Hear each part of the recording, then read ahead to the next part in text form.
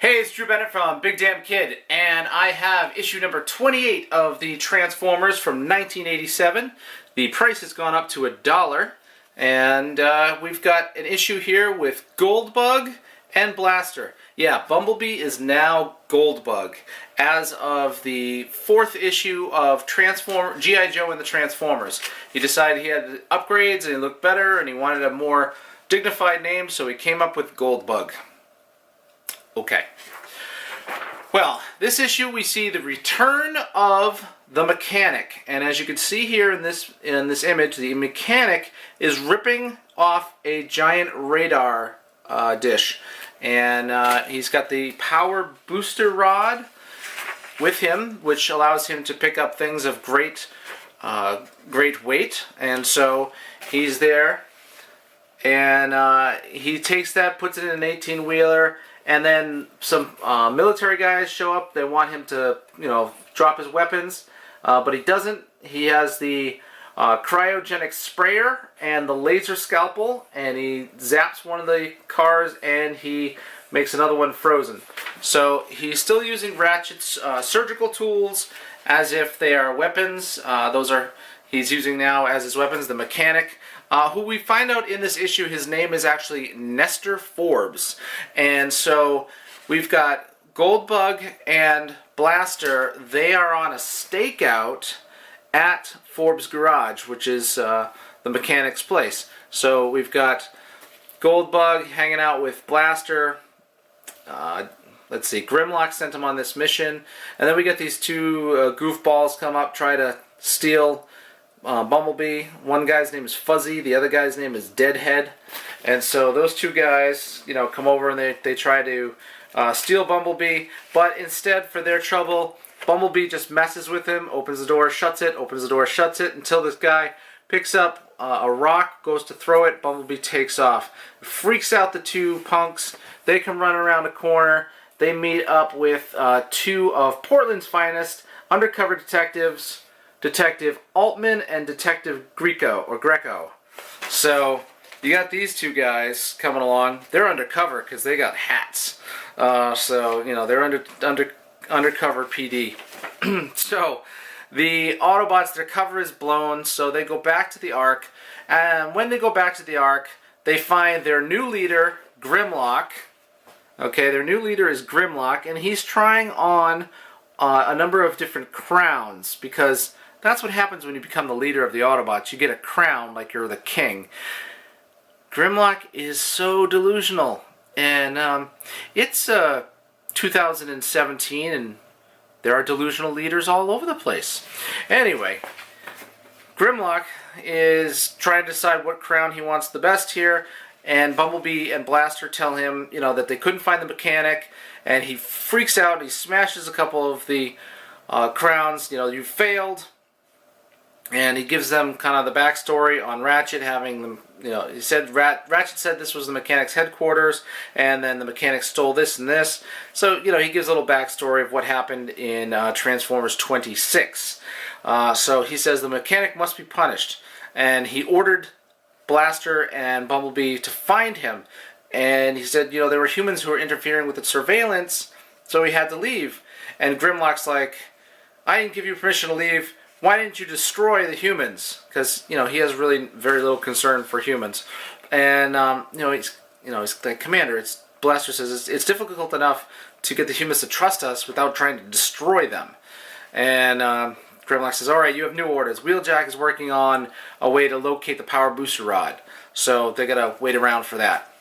Meanwhile, at the Portland Police Department, so we've got the two detectives. They've detained those two guys, the two punks, and they've decided that what they're going to do is they're going to create a sting operation to lure out the mechanic and try to capture him. They're going to put out word that a truck is going to be traveling with a supercomputer, and that's going to entice the mechanic out of hiding, and he may want to capture that to add it to his arsenal of all sorts of crazy things that he's capturing.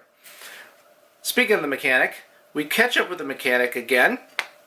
He is now at an abandoned canning factory, And so in the outskirts of Portland, there's this abandoned canning factory. And in the factory, you know, he's got all these cars up on lifts, and he's got that radar array getting installed, and he's always carrying that booster rod. And for some reason, even before he became kind of like a supervillain, he was always wearing these goggles. Why? I don't get it.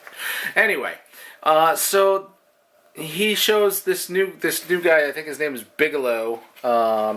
You know, Mr. Bigelow, and he has Juan get Mr. Bigelow's car, and he's going to charge him $50,000 to fix up this car and add some special enhancements to it. Mr. Bigelow says that's too much money, so he brings down his car. So he brings his car down and uses a machine to completely strip it apart and rip everything out of it, throw him into the shell of the car, and then the mechanic takes the power booster rod and tosses Mr. Bigelow and the rest of his car out into the water. Okay, so he's exerting his authority there as the mechanic, using that power booster rod for his own, you know, pleasure and such, to show how strong he is. And so he's got himself that the new garage in the canning factory. He's making all sorts of things. He's taking and stealing a whole bunch of other stuff, a lot of equipment. So he's got a plan in place. Meanwhile, back at the Ark, Wheeljack has rigged up his whatever doohickey he made so that they can go find the power booster rod. I can't follow any of the science that they actually use to do this. So they have Blaster tune into a frequency of 486.36. Blaster, obviously, he's a little radio, and you know, he's a communications guy, so he's going to be able to tune into whatever frequency is out there. So he and Goldbug transform. They head out of the Ark. They go to this lonely stretch of road out in the woods, and they see a truck coming. And as the truck comes, a tree gets knocked down. You can see in this one, it gets zapped and it gets knocked down. They've also located the power booster rod. You know, that's why they're in the woods. They detected that. So with the tree knocked down, the mechanic's assistant Juan, he jumps into action.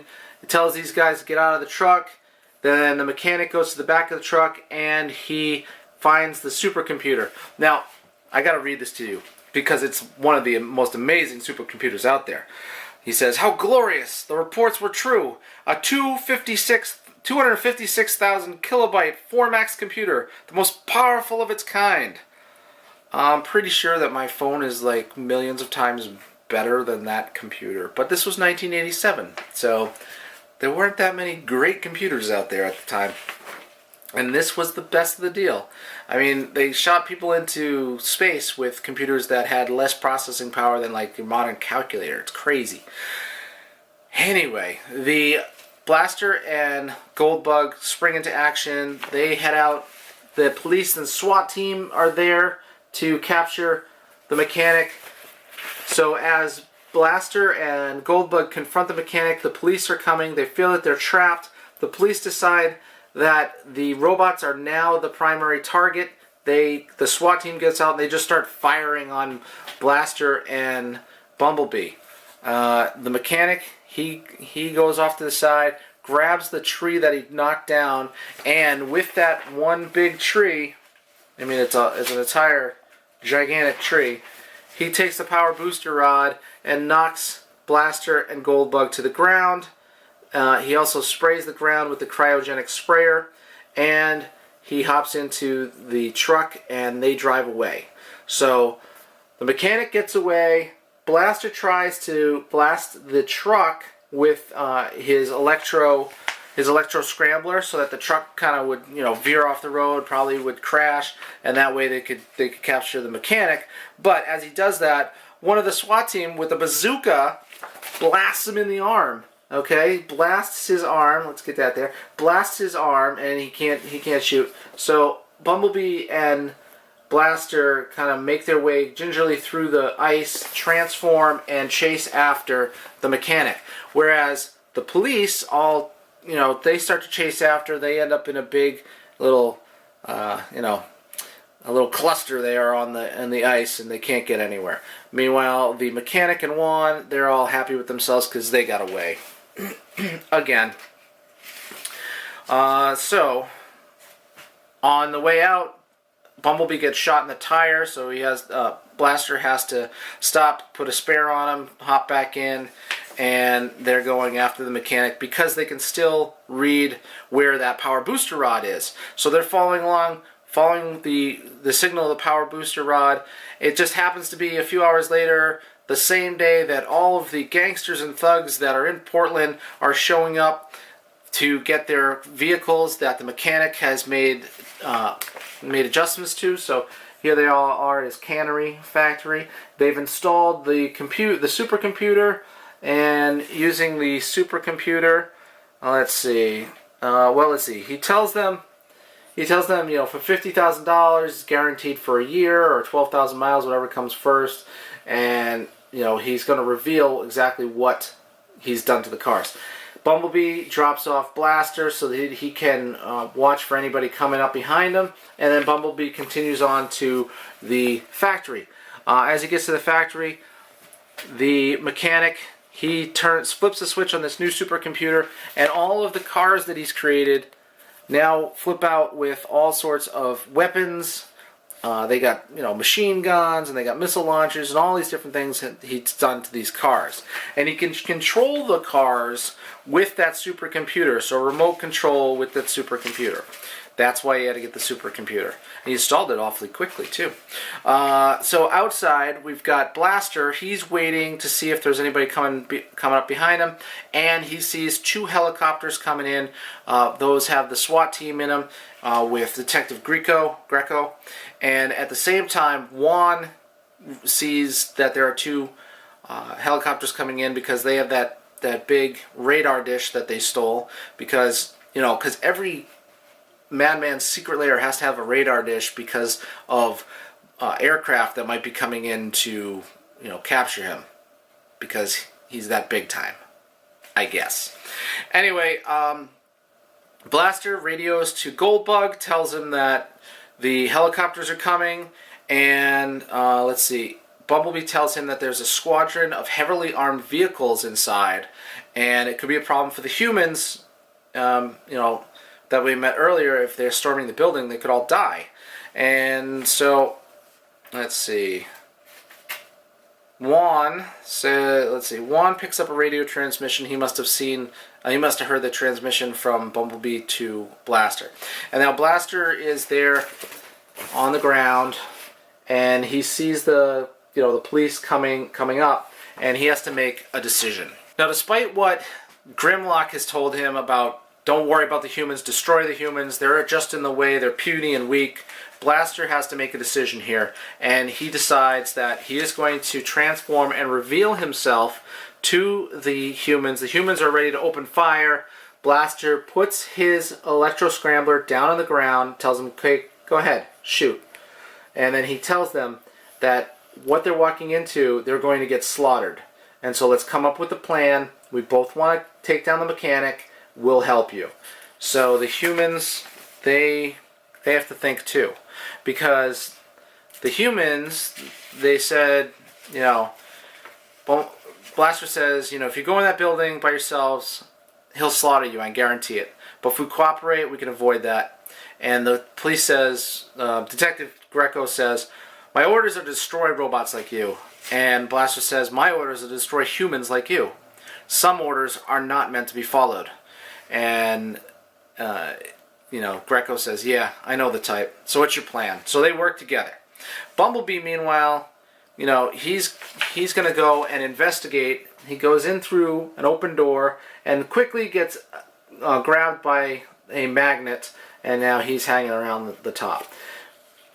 Detective Greco comes dancing. I guess it's dancing. He looks like a goof. He's dancing in with Blaster, trying to, cause a little, throw all those guys off their guard. And he's playing some rock music. And they're all like, "Oh, we hate rock music." So basically, what they like is Frank Sinatra because they are the stereotypical thugs and gangsters of Portland, Oregon. the most famously known thugs and gangsters of Portland, Oregon. Blaster then transforms. Actually, Greco turns off the music. Blaster transforms. That is the signal for the rest of the strike team to open up the gates and get in.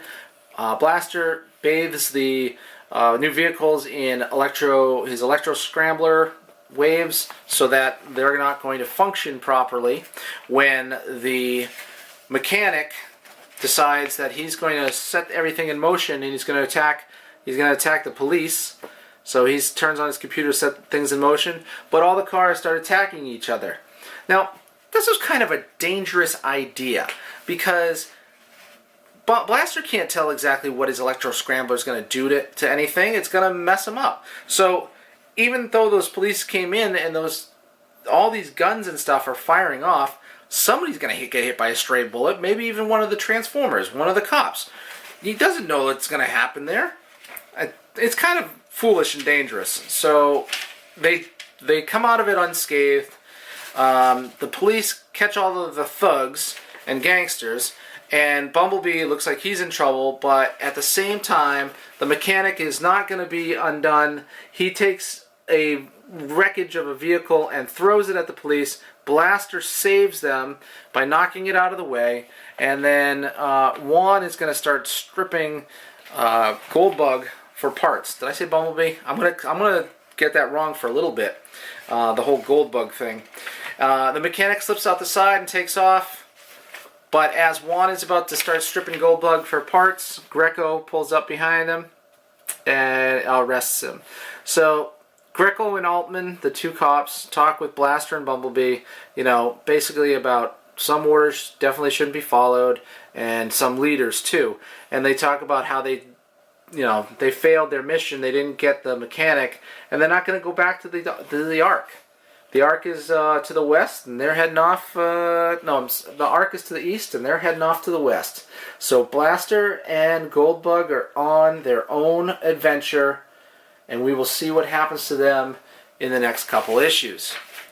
Anyway, it's Drew Bennett from Big Damn Kid. You can find me on Instagram, Twitter, and Facebook as Big Damn Kid. You can find me here doing videos every day. You can also find me on BigDamnKid.com, where I do a complete write-up of every one of these issues and tell you a little bit more insight into it, little connections between the other issues and such.